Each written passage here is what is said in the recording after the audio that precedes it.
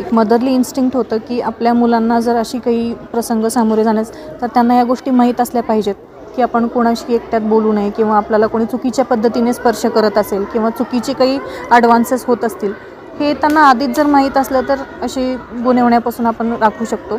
बऱ्याचदा असं आपण बघितलं की ह्या ज्या केसेस होत आहेत तर ओळखीची ती लोकं असतात किंवा एक ऑथॉरिटेटिव्ह फिगर्स असतात, शिक्षक आहेत, ज्यांच्या संपर्कात मुलं खूप जास्त वेळ राहतात. ते ऑलरेडी त्यांच्या विश्वासात असतात आणि त्यामुळे मुलं बहुतेक वेळेस अशी गोष्टी घडल्यानंतर त्यांना जोपर्यंत त्रास होत नाही तोपर्यंत पालकांना सांगत पण नाहीत.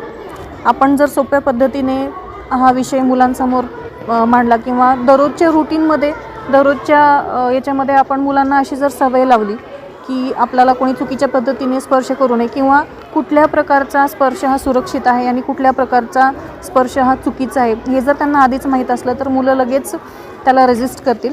एक नॅचरल इन्स्टिंक्ट असतं मुलांना की चुकीचा एक स्पर्श होत असेल तर ते लगेच आपल्याला दाखवून देतात. पण आपल्याकडे अशी पद्धत आहे की आपण मुलांना लगेच म्हणतो तुला काय कळतं, किंवा आपल्याकडे कोणी रिलेटिव्ज आले असतील किंवा एल्डर्स असतील, वडीलधारी लोकं असतील, त्यांनी जर घरी आले तर आपण स्वतःहून मुलांना सांगतो की ते जे म्हणतात तसं कर किंवा त्यांच्या मांडीवर बस किंवा त्यांच्यासोबत जा. आपण त्यांना बिनधास्त एकटेपणात सोडतो. तर ही आपली कधीतरी चूक ठरते की मुलांच्या इन्स्टिंक्ट्सकडे आपण दुर्लक्ष करतो किंवा ते जे सांगतायत ते आपण नाकारतो. तर हे आपण सर्वात आधी थांबवलं पाहिजे.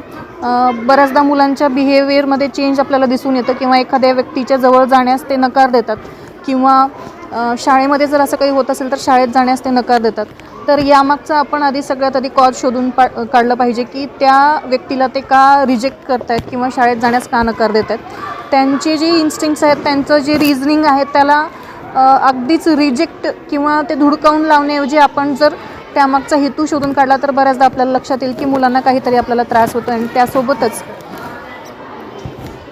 कुठला स्पर्श बरोबर आहे, कुठला स्पर्श चुकीचा आहे किंवा आपले प्रायव्हेट पार्ट्स काय आहेत, व्यक्ती म्हणून आपल्या काय राईट्स आहेत ते आपण आधीपासूनच जर मुलांमध्ये आपण इम्बाईब केलं तर अशा घटना होण्याचं प्रमाण खूप कमी होईल असं मला वाटतं. आणि त्यासोबतच आपण कुठेतरी मुलांना एकटं सोडतो किंवा कोणीतरी परिचित असतात, कोणीतरी ओळखीची लोकं असतात त्यांच्याकडे मुलांना सोडतो.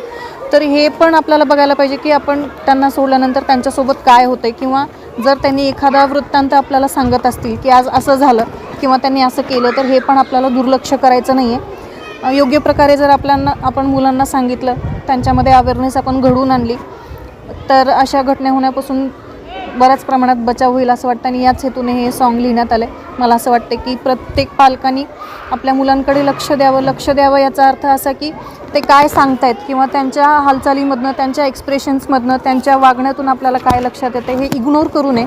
ते एखादी गोष्ट जर सांगत असेल तर त्याच्या गांभीर्याने आपण विचार केला पाहिजे.